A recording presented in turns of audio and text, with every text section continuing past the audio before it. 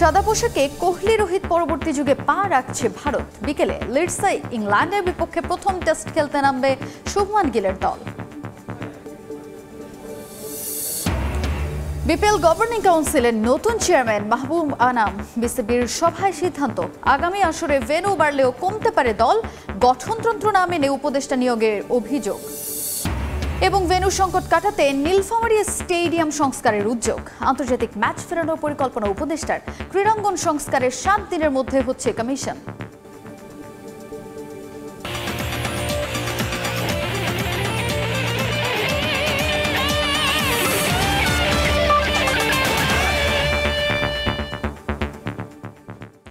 বিশ্বের নানা প্রান্তের খেলাধুলার খবর নিয়ে আমাদের নিয়মিত আয়োজন খেলার সময়, আর এই আয়োজনে আপনাদের সঙ্গে আছি আমি তাজিন খন্দকার। এই মুহূর্তে গল ইন্টারন্যাশনাল ক্রিকেট স্টেডিয়ামে আছেন রিপোর্টার তারেক হাসান শিমুল। সরাসরি যাচ্ছি তার কাছে। শিমুল, কারণে যেইভাবে আসলে শ্রীলঙ্কা ব্যাটিং করেছে, প্রথম নিশানকাকে গতকালকে আউট করলেও কিন্তু আসলে বোলারদের খুব বেশি স্বস্তি পাওয়ার কিন্তু সুযোগ নেই। কারণ কামিন্দু মেন্ডিস, যিনি কিনা বাংলাদেশের বিপক্ষে এর আগে 2টি সেঞ্চুরি রয়েছে, তিনি আরও একটি সেঞ্চুরির দ্বার প্রান্তে দাঁড়িয়ে আছেন। 83 রানে অপরাজিত আছেন। মধ্যাহ্ন বিরতি চলছে, মধ্যাহ্নভোজের সেই বিরতির পরের সেশনটা কিন্তু বাংলাদেশের জন্য গুরুত্বপূর্ণ হয়ে আছে। কারণ কি, এই সেশনে যদি বাংলাদেশ তাদেরকে অল আউট করতে পারে এবং কি থার্ড সেশন কিংবা সেকেন্ড সেশনটার মাঝামাঝি সময়টাতে রান তুলতে পারে একটু পাল্লা দিয়ে দ্রুত, সেক্ষেত্রে কিন্তু একটা ভালো টার্গেট যদি দাঁড় করাতে পারে সেক্ষেত্রে ফলাফলের দিকে যাবে। অন্যথায় কিন্তু ড্র মেনেই এই গল টেস্ট শেষ করতে হবে। যদি আজকের সকালটার কথা বলি, বাংলাদেশ বোলাররা কিন্তু স্পিনাররা বিশেষ করে বেশ কিছু টার্ন আমরা আসলে দেখেছি। তাইজুলের বলে, নাইম হাসানের বলেও ভালো টার্ন হচ্ছিল। তবে সুযোগ এসেছিল বাংলাদেশ দলের জন্য, দু একটি সুযোগ যদিও মিস হয়েছে। হাফ চান্স যেগুলো এসেছে সেই চান্সগুলোকে কাজে লাগাতেও ব্যর্থ হয়েছে। যেই বিষয়টি আসলে সবচেয়ে বেশি গুরুত্বপূর্ণ এখন শ্রীলঙ্কার ইনিংসটায়, যে শুধু অল আউটই নয়, তাদের রানটাকে আসলে যেভাবে যতটা কমিয়ে আসলে আনা যায়। কারণ আমরা দেখছিলাম যে গতকালকে শ্রীলঙ্কা রান তুলেছে প্রায় ইকোনমি 4-এরও বেশি। সেই জায়গা থেকে বাংলাদেশ কিন্তু 3-এর নিচে রান তুলেছে, যে কারণে 2 দিনের বেশি সময় ব্যাট করেও যে রানটা করেছে বাংলাদেশ, সেটা কিন্তু শ্রীলঙ্কা 1.5 দিনের মতো ব্যাট করেই অনেকটা কাছাকাছি চলে এসেছে, মাত্র 30 রান দূরে। এই 30 রান করার পরে কিন্তু শ্রীলঙ্কার লিড নেওয়ারও সুযোগ রয়েছে। সেই জায়গা থেকে রান বা বোলিংটা, রান চেক দিয়ে আসলে কীভাবে বোলিং করা যায় সেই বিষয়টাতে গুরুত্ব দিতে হবে। নাহিদ রানার কথা বলতে হয়, তিনি আসলে যে 2টাই পেস অ্যাটাক বাংলাদেশের রয়েছে, যে পেস অ্যাটাকের মধ্যে অন্যতম গুরুত্বপূর্ণ এই বোলার কিন্তু যদিও অকার্যকর বলতে হবে এখন পর্যন্ত। তিনি বোলিং করেছেন লম্বা সময়ে, কিন্তু খুব বেশি গতির কথা বলি কিংবা কোনো কিছুতেই প্রতিপক্ষকে খুব বেশি পরাস্ত করতে পারেনি। আমি আপনার কাছে একটু জানতে চাই যে এই টেস্টে আসলে আপনি ফিউচারটা কি দেখছেন? আউট করেছেন, যেমনটা দেখেছিলাম, বেশ 3টি বল একেবারে আউটসাইডে, আসলে আউটসাইডে তিনি সুইং করিয়েছেন। আপনি নিশ্চয়ই শুনতে পাচ্ছেন আমাকে। আমি একটু আপনার কাছে জানতে চাই যে এই টেস্টে আসলে আপনি ফিউচারটা কি দেখছেন?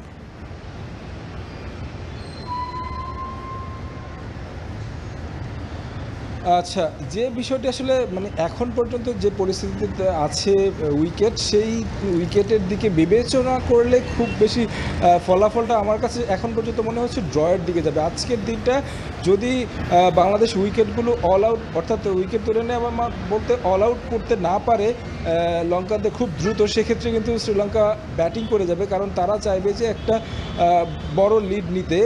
কামিন্দু মেন্ডিস দারুণ ব্যাট করেন। মিলান রত্নায়কে, যিনি দারুণ একজন অলরাউন্ডার, তিনিও কিন্তু 38 রানে অপরাজিত আছেন মাঠে। তারা যদি 100 কিংবা 150 রানের একটা লিড দাঁড় করিয়ে দিতে পারে আগামীকালকে লাস্ট ডে, সেই লাস্ট ডেতে সে কী হবে সেটা কিন্তু বলা মুশকিল। উইকেটের চরিত্র কিছু বদলাচ্ছে, সেক্ষেত্রে পঞ্চম দিনে এসে কিন্তু স্পিনাররা ভালো সুবিধা পাবে এবং প্রভাত জয়সূরিয়া, যিনি কিনা লঙ্কান স্পিনার, উইকেটটা আপনি যেমন দেখেছেন, আপনার কি মনে হয় বাংলাদেশের বোলারদের জন্য আসলে কতখানি চ্যালেঞ্জিং হতে যাচ্ছে? প্রভাত জয়সূরিয়া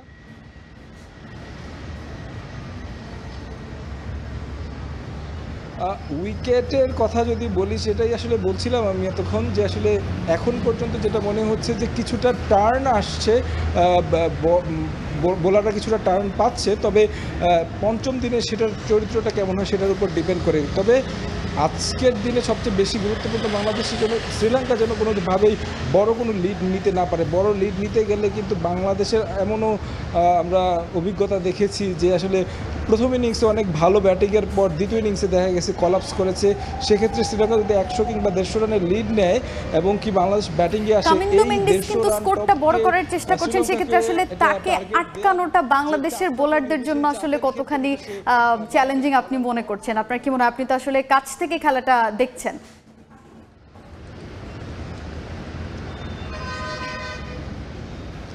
কামিন্দু মেন্ডিসের কথা আসলে যদি আমরা আসলে গতকালকে প্রেস বক্সে বসে বলছিলাম যে এই ক্রিকেটার কিন্তু বাংলাদেশকে পেলেই সবচেয়ে বেশি মনে হয় জ্বলে ওঠে। নতুন মানে শ্রীলঙ্কার যদি এই তরুণ প্রজন্মের ক্রিকেটার বলি, তার মাঝে প্রাথম নিশাঙ্কা, কামিন্দু মেন্ডিস, তারা কিন্তু বলা চলে যে এখন বেশ যে কয়টা ম্যাচ খেলেছেন বিশ্ববাসীর নজরে এসেছেন, বিশ্ব ক্রিকেটের নজরে এসেছেন, কারণ তাদের পারফরমেন্স। যদি প্রাথম নিশানকার কথা বলি, ডাবল সেঞ্চুরির কারণে কিন্তু তিনি পরপর 2টি ডাবল সেঞ্চুরি করেছেন। এবং কামিন্দু মেন্ডিস বাংলাদেশের মাটিতে যে 2 টেস্টে কিন্তু তিনি সেঞ্চুরির দেখা পেয়েছেন, এবং কি এই মাঠে কিন্তু বাংলাদেশের বিপক্ষে আরও একটি সেঞ্চুরির দ্বার প্রান্তেই রয়েছে এই কামিন্দু। সেই জায়গা থেকে তাকে যত দ্রুত আটকানো যায় সেটাই হবে বাংলাদেশের জন্য সুখকর। তো আমার কাছে গল থেকে এই ছিল সবশেষ খবর। শিমুল, আপনাকে ধন্যবাদ। গল টেস্টের সবশেষ খবর জানাতে আমার সঙ্গে সরাসরি শ্রীলঙ্কা থেকে যুক্ত হয়েছিলেন আমার সহকর্মী তারেক হাসান শিমুল। বিপিএল গভর্নিং কাউন্সিলের নতুন চেয়ারম্যান হলেন বিসিবি পরিচালক মাহবুব আনাম। সদস্য সচিব হিসেবে থাকছেন নাজমুল আবেদিন ফাহিম এবং সদস্য ফাহিম সিনহা। ঈদের পর আজ এক আনুষ্ঠানিক বৈঠকে এসব সিদ্ধান্ত নিয়েছেন বাংলাদেশ ক্রিকেট বোর্ডের নতুন প্রেসিডেন্ট আমিনুল ইসলাম বুলবুল। সরাসরি এবং ভার্চুয়ালি উপস্থিত ছিলেন পরিচালকরা। আসছে বিপিএলে একটু ভেন্যু বাড়ানোর সিদ্ধান্ত নিয়েছে বোর্ড, তবে কমানো হতে পারে একটি ফ্র্যাঞ্চাইজি। এদিকে বিসিবি প্রেসিডেন্টের 3 জন উপদেষ্টার নিয়োগকে অনুমোদন করা হয়েছে আজকের বৈঠকে, যেখানে বিদ্যমান গঠনতন্ত্র মানা হয়নি বলে অভিযোগ ক্রিকেট সংশ্লিষ্টদের।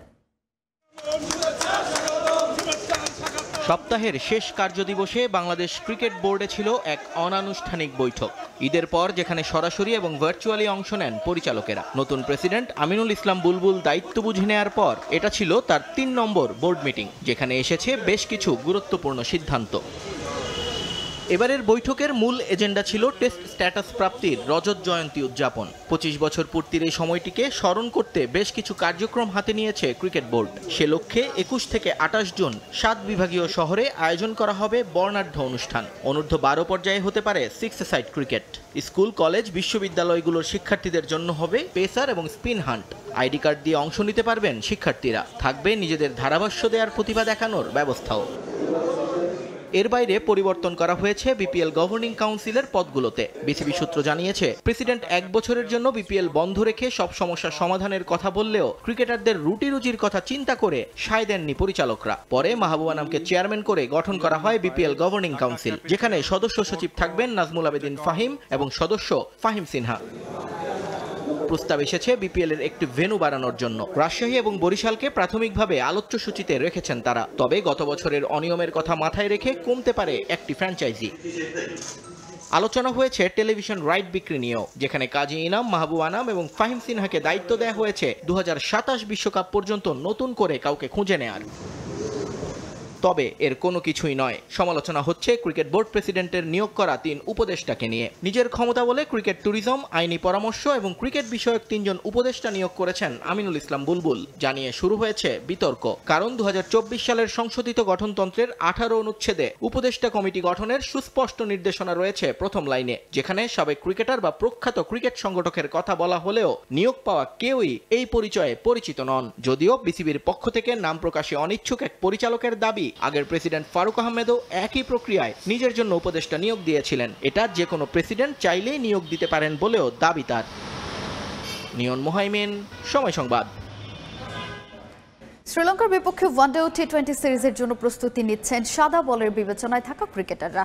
মিরপুরে ব্যাটিং, বোলিং ও ফিল্ডিং অনুশীলন করেছেন মুস্তাফিজ, হৃদয়, শরীফুলরা। এদিন ফিটনেস নিয়ে নাথান ক্যালির সঙ্গে কাজ করেছেন তাসকিন আহমেদ ও মুশফিক হাসান। শ্রীলঙ্কার বিপক্ষে মাঠে নামার আগে শনিবার থেকে চট্টগ্রামে ক্যাম্প করবে টাইগার ক্রিকেটাররা। মিরপুরের সবাই যখন ব্যস্ত ব্যাট ও বল হাতে নিজেদের ঝালিয়ে নিতে, তখন 22 গজে ফিরতে আপ্রাণ চেষ্টা চালিয়ে যাচ্ছেন তাসকিন আহমেদ। আন্তর্জাতিক ক্রিকেটে সবশেষ চ্যাম্পিয়ন্স ট্রফিতে নিউজিল্যান্ডের বিপক্ষে মাঠে নেমেছিলেন তিনি। সেই টুর্নামেন্টে পায়ে চোট পেয়ে লম্বা সময়ের জন্য মাঠের বাইরে এই স্পিড স্টার। তবে পুরোপুরি সুস্থ হতে নাথান ক্যালির সঙ্গে কাজ চালিয়ে যাচ্ছেন তিনি। তার সঙ্গে ফিটনেস নিয়ে কাজ শুরু করেছেন মুশফিক হাসানও। পায়ের মাসলের শক্তি বাড়াতে বিভিন্ন ধরনের অনুশীলন করছেন এই দুই ক্রিকেটার। শ্রীলঙ্কার বিপক্ষে বর্তমানে সাদা পোশাকে গলে লড়াই করছে বাংলাদেশ। সঙ্গে মিরপুরেও নিজেদের প্রস্তুত করছেন সাদা বলের বিবেচনায় থাকা ক্রিকেটাররা। অনুশীলনে ছিলেন মুস্তাফিজ, হৃদয়, রিশাদ, শরীফুল্লাহ। ব্যাটিংয়ে নিজেদের ঝালিয়ে নিয়েছেন তাওহিদ, হৃদয়, নাইম শেখ সহ আরও অনেকে। শ্রীলঙ্কার বোলারদের চ্যালেঞ্জ জানাতে বিভিন্ন ধরনের শটও ট্রাই করেছেন টাইগার ব্যাটাররা। ছিলেন পারভেজ ইমন, শামীম পাটোয়ারি, নুরুল হাসান সোহানো।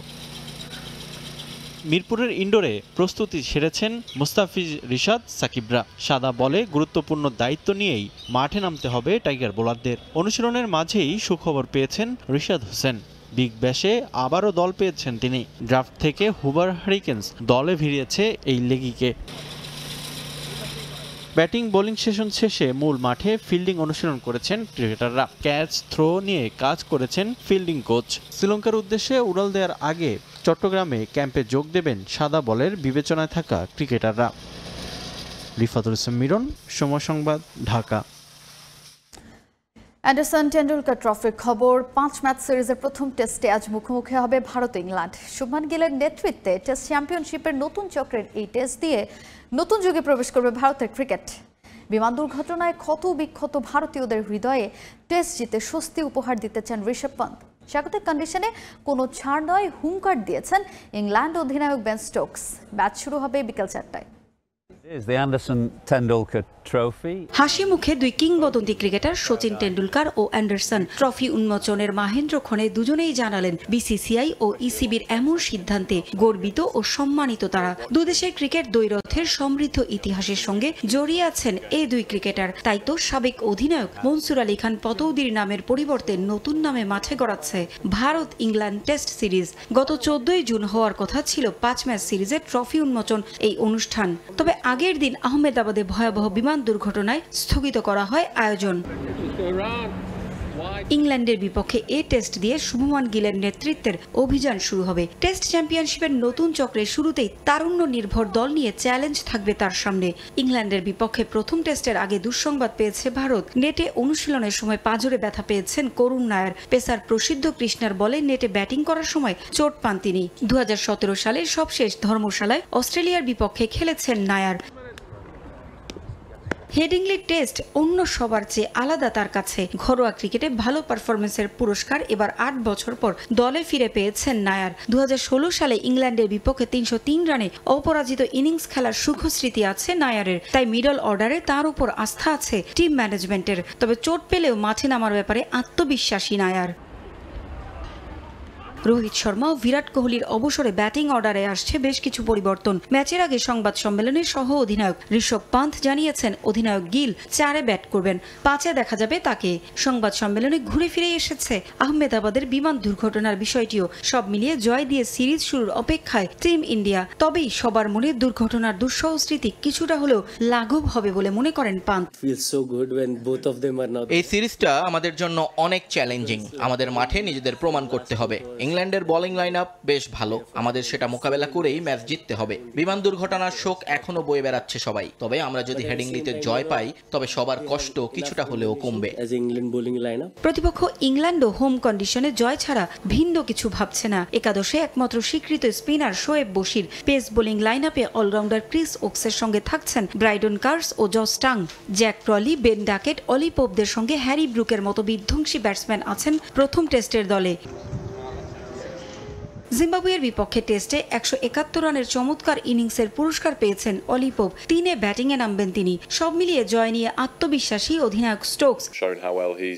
ভারতের বিপক্ষে খেলা সবসময় রোমাঞ্চের। আমরা আমাদের পরিকল্পনা অনুযায়ী পারফর্ম করব। পোপের ব্যাটিং অর্ডার পরিবর্তনে অনেকেই সমালোচনা করছেন, তবে আমি জানি সে কতটা কার্যকর।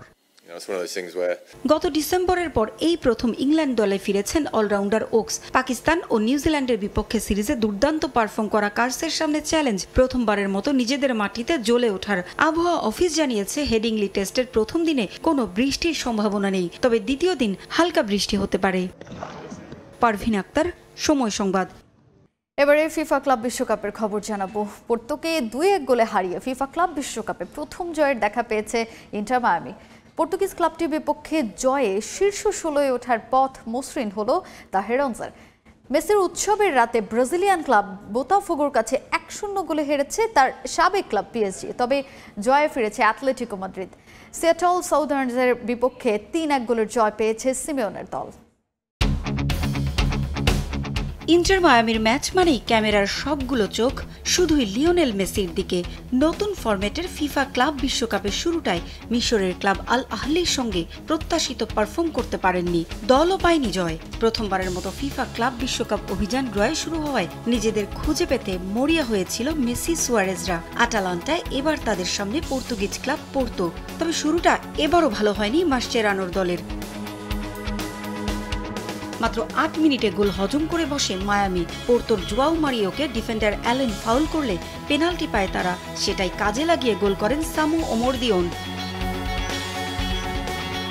গোল হজম করেই শোধের ভালো সুযোগ পেয়েছিলেন মেসি, তবে গোলরক্ষককে একা পেল তার সমর্থকদের উৎসবের উপলক্ষ তৈরি করতে পারেনি। প্রথমার্ধের শেষটায় মায়ামির দুর্গ কাঁপিয়ে দিয়েছিলেন অ্যালান ভারেলা, তবে পোস্টে লেগে ফিরে আসে তার শট।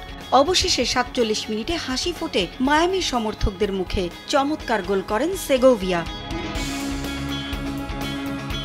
54 মিনিটে আটালান্টায় আসে সেই মাহেন্দ্র খন, যে ক্ষণের আশায় পকেটের টাকা খরচ করে ক্লাব বিশ্বকাপের টিকিট কাটেন সমর্থকরা। পর্তুগিজ মিডফিল্ডার রদ্রিগো মোরা ফাউল করলে ফ্রি কিক পায় মায়ামি, সেটা লুফে নিয়ে চোখ জুড়ানো গোল করেন লিওনেল মেসি।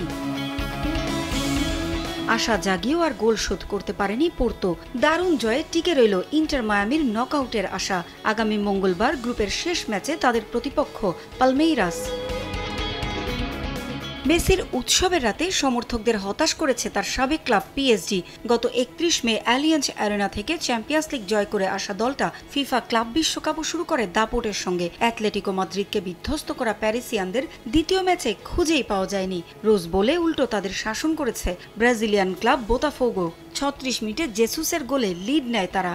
এরপর মার্কিনিয়সরা শত চেষ্টা করেও পারেননি কোনো প্রতিরোধ গড়তে। বেদনার রঙে নীল হয়ে রোজ বল ছাড়তে হয় ট্রেবল জয়ী পিএসজিকে। পারভিন আক্তার, সময় সংবাদ। আবার মোটা অঙ্কের আর্থিক জরিমানার মুখে পড়ল ম্যানচেস্টার সিটি। গেল মৌসুমে ইপিএলে 9 ম্যাচে কিক অফে দেরি করায় এবং পুনরায় ম্যাচ শুরুতে দেরি করায় এবার £1 মিলিয়ন বেশি জরিমানা করা হলো সিটিকে। এক বিবৃতিতে বিষয়টি নিশ্চিত করেছে খোদ ইপিএল কর্তৃপক্ষ, যদিও এই শাস্তির পর ক্ষমা চেয়েছে ক্লাবটি। গেল মৌসুমটা একেবারে দুঃস্বপ্নের মতো কাটিয়েছে ম্যানচেস্টার সিটি। প্রিমিয়ার লিগে হঠাৎই হয় ছন্দপতন, এরপর হাতছাড়া হয় ইপিএল শিরোপা। পেপ গার্দিওলা 2016-17 মৌসুমে দায়িত্ব নেয়ার পর এই প্রথমবারের মতো শিরোপাবিহীন মৌসুম কাটাতে হয় সিটিকে। তাতে চাকরি হারানোর শঙ্কাও দেখা দেয় কোচের। অপ্রত্যাশিত এক মৌসুম কাটানোর পর এবার নতুন বিপদের মুখে ম্যানচেস্টার সিটি। ক্লাব বিশ্বকাপ দিয়ে নতুন মৌসুম শুরুর আগে ভালো একটা সূচনা করার লক্ষ্য নিয়ে মাঠে নামে ম্যান সিটি। তবে এবার মরার ওপর খাড়ার ঘা হয়ে আসে আর্থিক জরিমানা। ইপিএলে নিয়ম ভঙ্গের কারণে এবার মোটা অঙ্কের জরিমানা গুনতে হবে সিটিকে। গেল মৌসুমে বেশ কয়েকটি ম্যাচে বিলম্বিত কিক অফ এবং পুনরায় ম্যাচ শুরু সংক্রান্ত নিয়ম লঙ্ঘনের জন্য প্রিমিয়ার লিগ ম্যানচেস্টার সিটিকে জরিমানা করেছে। তবে জরিমানার সে অর্থের পরিমাণ শুনলে চোখ চড়ক গাছ হবে যে কারো। কিক অফে দেরি করা সহ বেশ কয়েকটি নিয়ম ভঙ্গের কারণে এবার €1 মিলিয়ন বা £10 লাখ বেশি জরিমানা পরিশোধ করতে হবে ইংলিশ ক্লাবটিকে। শাস্তির বিষয়টি ঘোষণা করেছে ইপিএল কর্তৃপক্ষ, যেখানে তারা উল্লেখ করে ম্যাচে কিক অফ এবং পুনরায় শুরু করা সম্পর্কিত নিয়মগুলো প্রতিযোগিতাটিতে সর্বোচ্চ পেশাদার স্তরে সংগঠিত করার বিষয়টি নিশ্চিত করতে হবে সিটিকে। ভক্ত এবং অংশগ্রহণকারী ক্লাবগুলোর জন্য সুরক্ষা প্রদান করতে সহায়তাও করতে হবে তাদের। এক কিংবা দুই নয়, গেল মৌসুমে একই ভুলের পুনরাবৃত্তি হয়েছে 9 বার। 9টি ম্যাচ দেরিতে শুরু কিংবা বিরতির পর পুনরায় শুরুতে বিলম্ব করায় এই আর্থিক শাস্তি দেওয়া হয়েছে সিটিকে। এ নিয়ে দ্বিতীয়বারের মতো একই কারণে ক্লাবটিকে জরিমানা করা হলো। 1 বছর আগে একই ধরনের অপরাধের জন্য 2 মিলিয়ন পাউন্ডের জরিমানা করা হয়েছিল ক্লাবটিকে। যদিও আইন ভঙ্গের এই শাস্তি মেনে নিয়েছে সিটি কর্তৃপক্ষ এবং তারা নিশ্চিত করেছে যে ভবিষ্যতে এমন ভুল না করার বিষয়েও খেলোয়াড় ও স্টাফদের সতর্ক করা হয়েছে। মোট 1.08 মিলিয়ন পাউন্ড জরিমানা করা হয়েছে সিটির Southampton, Tottenham, Nottingham Forest, Manchester United, West Ham United এবং নিউক্যাসল ইউনাইটেডের বিপক্ষে হোম ম্যাচের পাশাপাশি ক্রিস্টাল প্যালেস, অ্যাস্টন ভিলা এবং ইপসুইচ টাউনের বিপক্ষে অ্যাওয়ে ম্যাচের সঙ্গে। খেলা পুনরায় শুরু হতে সবচেয়ে বেশি বিলম্বের ঘটনা ঘটেছে ওয়েস্ট হ্যাম এবং ইপসুইচের বিপক্ষে, যার প্রতিটিতে 2 মিনিট এবং 22 সেকেন্ড সময় লেগেছে। তাজিন খন্দকার, সময় সংবাদ। এবার দেশের ফুটবলের খবর জানাবো। দেশের ফুটবলে ভেন্যুর সংকট কাটাতে নীলফামারী স্টেডিয়াম সংস্কার করে আন্তর্জাতিক ম্যাচ ফেরানোর পরিকল্পনা যুব ও ক্রীড়া উপদেষ্টা আসিফ মাহমুদ সজীব ভূঁইয়ার। দেশের উত্তর দক্ষিণাঞ্চলে ক্রিকেট ও ফুটবল ছড়িয়ে দিতে স্টেডিয়াম সংস্কারের উদ্যোগ নেওয়া হয়েছে ইতোমধ্যেই। তৃণমূল থেকে ফুটবলার তুলে আনতে আগামী বছরের ক্যালেন্ডার সাজানোরও পরিকল্পনা যুব ক্রীড়া মন্ত্রণালয়ের। এছাড়াও ক্রীড়াঙ্গনের সংস্কারের জন্য আগামী 1 সপ্তাহের মধ্যে একটি কমিশন গঠনের সিদ্ধান্ত জাতীয় ক্রীড়া পরিষদের। দেশের ফুটবলের ভেন্যুর সংকট বেশ পুরনো। যে সমস্যায় মাঠে খেলা গড়াতেই হিমশিম খেতে হয় বাংলাদেশ ফুটবল ফেডারেশনকে, এবার সেই সংকট কাটাতে উদ্যোগী যুব ও ক্রীড়া মন্ত্রণালয়। জাতীয় স্টেডিয়াম ঢাকা, চট্টগ্রাম স্টেডিয়াম আর সিলেট স্টেডিয়াম ছাড়া ফুটবলের আন্তর্জাতিক ম্যাচ আয়োজনের ভেন্যু নেই বললেই চলে। এবার সেই ভেন্যু খরা ঘোচাতে নীলফামারী স্টেডিয়াম সংস্কার করে আন্তর্জাতিক ম্যাচ আয়োজনের পরিকল্পনা যুব ও ক্রীড়া মন্ত্রণালয়ের। এছাড়াও ক্রিকেট ও ফুটবলে ভেন্যু বাড়াতে উত্তর ও দক্ষিণাঞ্চলের স্টেডিয়ামগুলো সংস্কারের উদ্যোগ নেওয়া হয়েছে ইতোমধ্যেই। আমরা এইসব বিষয়গুলো নিয়ে বাফুফের সাথে কাজ করছি। আমরা চেষ্টা করব, কতটুকু করতে পারবো জানি না, তবে অদূর ভবিষ্যতে অবশ্যই আমরা আশা করি যে এই যে জানেন দীর্ঘদিন ধরে খেলা হয় না, সেখানে একটা খেলা আয়োজন করতে গেলে ফ্লাডলাইট থেকে শুরু করে অনেক কিছু অব্যবহৃত থাকার কারণে স্টেডিয়ামগুলোর খুব নাজেহাল দশা। তো যখন আমরা খেলা আয়োজন করার উদ্যোগ নিব তখনই আসলে কি কি প্রবলেম আছে, কি কি সলভ করতে হবে সেটা আমাদের নজরে আসবে এবং সেই অনুযায়ী আমরা দ্রুত কাজ করে অদূর ভবিষ্যতেই আপনারা দেখতে পাবেন যে যে অঞ্চলগুলোতে আসলে ক্রিকেট এবং ইন্টারন্যাশনাল ক্রিকেট এবং ফুটবল ছিল না উত্তরবঙ্গে এবং দক্ষিণবঙ্গে বিশেষ করে, সেই অঞ্চলগুলোতে আমরা পৌঁছে দেব। ক্রীড়াঙ্গনের সংস্কারের জন্য আগামী 1 সপ্তাহের মধ্যে একটি কমিশন গঠনের পরিকল্পনা এনএসসির, যার মাধ্যমে ফেডারেশনগুলোর প্রয়োজনীয় সংস্কারের রিপোর্ট জমা দেবে কমিটি। সেই রিপোর্ট অনুযায়ী নেওয়া হবে প্রয়োজনীয় পদক্ষেপ। আমাদের সার্চ কমিটিটা মূলত ফেডারেশনগুলো পুনর্গঠনের কাজ সম্পন্ন করেছে। আপনারা জানেন প্রায় সবগুলো ফেডারেশনের কমিটি অ্যাডহক কমিটি হয়ে গিয়েছে এবং এখন আমরা যেই কনস্টিটিউশনাল রিফর্ম কাঠামোগত সংস্কারের যে কথাটা বলছিলাম সেটার জন্য একটু ভিন্ন ফরম্যাটে একটা সংস্কারের জন্য একটা কমিটি করে দিচ্ছি। এই সপ্তাহের মধ্যে কমিটিটা চলে আসবে, আপনারা দেখতে পাবেন। এবং আমরা যেহেতু আগেই কিছু কাজ হয়ে আছে, আমরা আশা করছি 1 মাসের মধ্যেই এই কমিটির রিপোর্ট দেবে এবং সেই অনুযায়ী আমরা সংস্কার কাজগুলো। এদিকে তৃণমূল থেকে ফুটবলার তুলে আনতে জেলা ও বিভাগীয় পর্যায়ে টুর্নামেন্ট আয়োজনের বিকল্প নেই, যে কারণে আগামী 1 বছরের জন্য বয়সভিত্তিক বিভিন্ন টুর্নামেন্ট আয়োজনের একটি ক্যালেন্ডার সাজানোর লক্ষ্য নির্ধারণ করেছে এনএসসি। ইউনিয়ন পর্যায় থেকে এই খেলাটা শুরু হয় এবং প্রতিটা ইউনিয়নের টিম থাকে, সেখান থেকে বেস্ট প্লেয়ারদেরকে নিয়ে পরবর্তী টিম গঠিত হয় এবং মেয়েদের বালিকাদের ক্ষেত্রে যে উপজেলা পর্যায় থেকে এবং প্রায় 1 লক্ষ পার্টিসিপেন্ট। আপনারা জানেন এটা একটা ট্যালেন্ট হান্টের মতো হিসেবে কাজ করে এবং এই ধরনের টুর্নামেন্টগুলো আরও বেশি বেশি হওয়া উচিত এবং আমরা সেভাবেই আমাদের যুব ক্রীড়া মন্ত্রণালয়ের ক্যালেন্ডারটা তৈরি করছি যাতে করে এই ধরনের টুর্নামেন্টগুলো আরও বেশি বেশি আমরা আয়োজন করতে পারি। একই সাথে এই টুর্নামেন্টগুলোকে আরও জনপ্রিয় করে তোলা, ওইভাবে মার্কেটিং এবং ব্র্যান্ডিং করা এবং এই ধরনের টুর্নামেন্টগুলো আমরা আরও বাড়াবো, যেটা একদম রুরাল পর্যায় থেকে প্লেয়াররা খেলার সুযোগ পাবে এবং সেখান থেকে একদম মেইন স্ট্রিমে উঠে আসার একটা সুযোগ পাবে এবং ভবিষ্যতের জন্য তৈরি হওয়ার সুযোগ পাবে। এদিকে বাংলাদেশ সিঙ্গাপুর ম্যাচের পর কোচ হাভিয়ার কাবরেরার পরিকল্পনা আর স্ট্র্যাটেজি নিয়ে সমালোচনা চলছেই। কোচ হটাও ইস্যুতে 2 ভাগে বিভক্ত ফেডারেশন কর্তারাও। যদিও কোচ পরিবর্তন ইস্যু নিয়ে যুব ও ক্রীড়া উপদেষ্টা বল ঠেলে দিলেন বাফুফের কোর্টেই। প্রথমত হচ্ছে আমি ফুটবলের এক্সপার্ট না এবং ফুটবলের কাঠামোর সরাসরি দায়িত্বে আমি নেই, সুতরাং এই বিষয়ে আমার মন্তব্য করা ঠিক হবে না। এই বিষয়ে সিদ্ধান্তটা বাফুফেকে নিতে হবে। তাজিন খন্দকার, সময় সংবাদ, ঢাকা। আবারও ক্রিকেট প্রসঙ্গ। গ্লোবাল সুপার লিগের জন্য শক্তিশালী দল ঘোষণা করেছে রংপুর রাইডার্স। 10 জুলাই থেকে গায়ানা ন্যাশনাল স্টেডিয়ামে শুরু হতে যাওয়া আসরে শিরোপা ধরে রাখতে চায় নুরুল হাসান সোহানের দল। বাংলাদেশের শ্রীলঙ্কা সিরিজে থাকায় শেখ মেহেদী ও রিশাদ হোসেনকে পাবে না তারা। সে শূন্যতা পূরণে তাবরেজ শামসি, কাইল মায়ার্স, ইব্রাহিম জাদরানদের মতো হাই প্রোফাইল বিদেশি ক্রিকেটার দলে ভিড়িয়েছে রংপুর। ভারসাম্যপূর্ণ দল হওয়ায় সন্তুষ্ট বর্তমান চ্যাম্পিয়নরা। গত বছর প্রথমবারের মতো 5টি দেশের ফ্র্যাঞ্চাইজি লিগের দল নিয়ে আয়োজন করা হয়েছিল গ্লোবাল সুপার লিগ। এবারও বাড়েনি দলের সংখ্যা। 10 জুলাই শুরু হবে ফ্র্যাঞ্চাইজি লিগের দ্বিতীয় এই আসর। গ্লোবাল সুপার লিগের প্রথম আসরে প্রথম 2 ম্যাচ হেরেও শেষ পর্যন্ত দারুণভাবে ঘুরে দাঁড়িয়ে ফাইনালে অস্ট্রেলিয়ার ভিক্টোরিয়াকে উড়িয়ে দিয়ে চ্যাম্পিয়ন হয়েছিল রংপুর রাইডার্স। এবারও শিরোপা ধরে রাখার অভিযানে শক্তিশালী দল গড়েছে তারা। দেশীয়দের মধ্যে কেউ ঘর ছেড়েছেন। জাতীয় দলে শ্রীলঙ্কা সিরিজ থাকায় আবার কাউকে ছাড়তে হয়েছে রংপুরকে। দ্বিতীয় আসরে রংপুরের নেতৃত্বে থাকবেন নুরুল হাসান সোহান। বাংলাদেশ দলের শ্রীলঙ্কা সিরিজ থাকায় প্রথম আসরে খেলা রিশাদ ও শেখ মেহেদীকে পাচ্ছে না রংপুর। তবে টি-20 দলের ভাবনায় না থাকা সৌম্য সরকার যাচ্ছেন দলের সঙ্গে। গত আসরে ব্যাট হাতে সর্বোচ্চ রান করেছিলেন এই ওপেনার। গতবারের দল থেকে এবার নেই আফিফ হোসেন, মোহাম্মদ সাইফুদ্দিন ও আরাফাত সানি। দেশের ক্রিকেটারদের মধ্যে আসরে রংপুরের সঙ্গী হচ্ছেন মোহাম্মদ নাইম শেখ, মাহিদুল ইসলাম অঙ্কন, আবু হায়দার রনি ও ইয়াসির আলী চৌধুরী। রংপুরের স্কোয়াডে বিদেশি কোটায় এসেছেন বেশ কিছু হাই প্রোফাইল তারকা ক্রিকেটার। ওয়েস্ট ইন্ডিজের অলরাউন্ডার কাইল মেয়ার্স, দক্ষিণ আফ্রিকার তারকা স্পিনার তাবরেজ শামসি, এছাড়াও আছেন আফগানিস্তানের ইব্রাহিম জাদরান। বিপিএল এ দুর্দান্ত পারফর্ম করা পাকিস্তানের 3 ক্রিকেটার আছেন রংপুরে। এর মধ্যে রংপুরের হয়ে খেলেছিলেন ইফতিখার আহমেদ ও আকিফ জাভেদ। এছাড়াও আছেন চট্টগ্রামের হয়ে খেলা খাজা নাফে। 5 ম্যাচে 350-তে 201 রান করেছিলেন তিনি। বল হাতে আসরে ছড়ি ঘুরিয়েছেন আকিফ। 20 উইকেট নিয়ে হয়েছিলেন তৃতীয় সর্বোচ্চ উইকেট সংগ্রাহক। এছাড়াও আলো ছড়াতে প্রস্তুত যুক্তরাষ্ট্রের স্পিনার হারমিত সিং। বাহাতি স্পিনার হারমিত গত জিএসএলেও খেলেছেন রংপুরের হয়ে। রংপুর রাইডার্স 13 জুলাই প্রথম ম্যাচ খেলবে গায়ানা অ্যামাজন ওয়ারিয়ার্সের বিপক্ষে। এরপর 14 জুলাই তাদের প্রতিপক্ষ হোবার্ট হারিকেন্স। 16 জুলাই রংপুরের চ্যালেঞ্জ নেবে ইন্টারন্যাশনাল টি-20 লিগের চ্যাম্পিয়ন দুবাই ক্যাপিটালস। গ্রুপের শেষ ম্যাচে 17 জুলাই তাদের প্রতিপক্ষ নিউজিল্যান্ডের সুপার স্ম্যাশের champion central Stags. Parvin Akter, Somoy সংবাদ।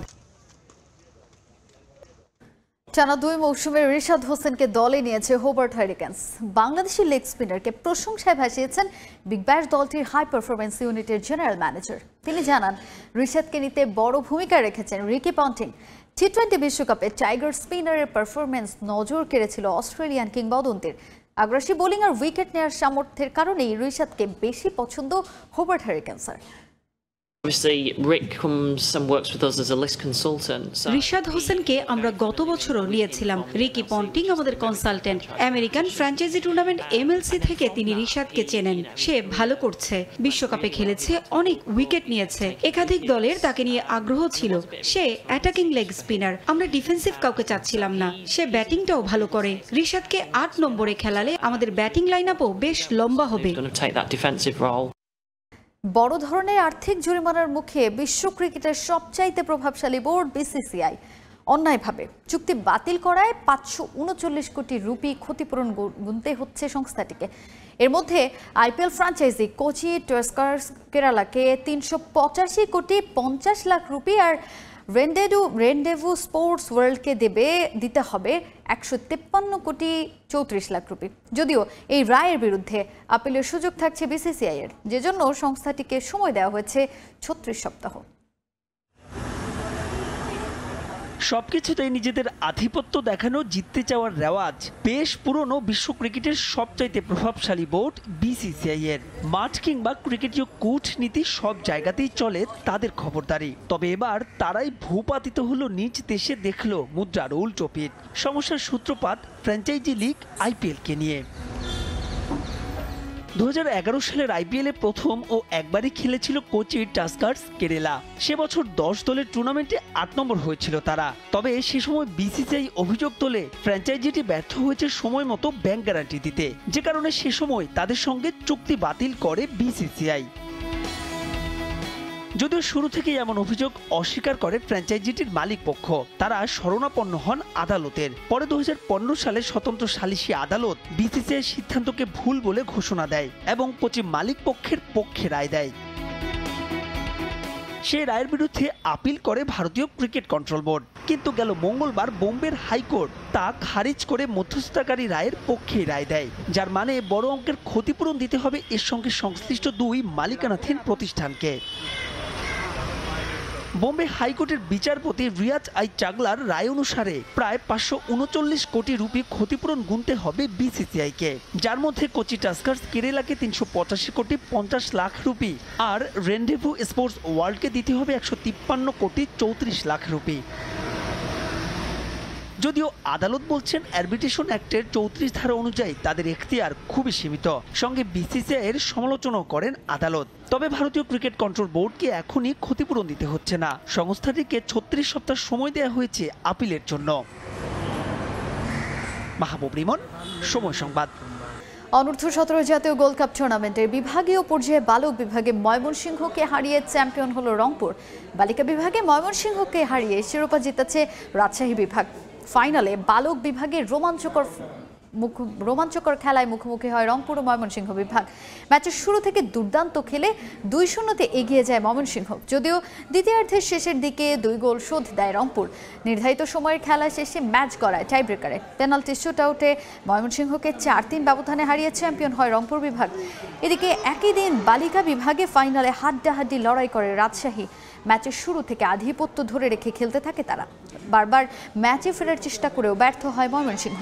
শেষ পর্যন্ত 3-0 ব্যবধানের জয়ে প্রথমবারের মতো এই টুর্নামেন্টের শিরোপা উল্লাসে মাতে রাজশাহীর মেয়েরা।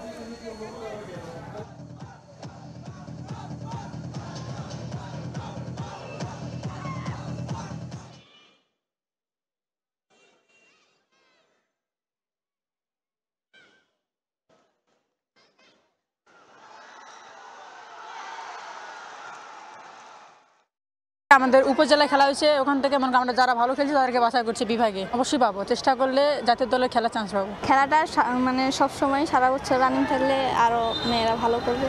আমাদের মেয়েদের আরও সুযোগ করে দেওয়া উচিত মাঠে খেলার জন্য। আপনারা সবাই দোয়া করবেন যেন আমরা ন্যাশনাল টিমে খেলতে পারি। এ পর্যায়ে খেলার সময় শীর্ষ সংবাদগুলো জানিয়ে দিচ্ছে আরেকবার। সাদা পোশাকে কোহলি রোহিত পরবর্তী যুগে পা রাখছে ভারত। বিকেলে লিডসে ইংল্যান্ডের বিপক্ষে প্রথম টেস্ট খেলতে নামবে শুভমান গিলের দল।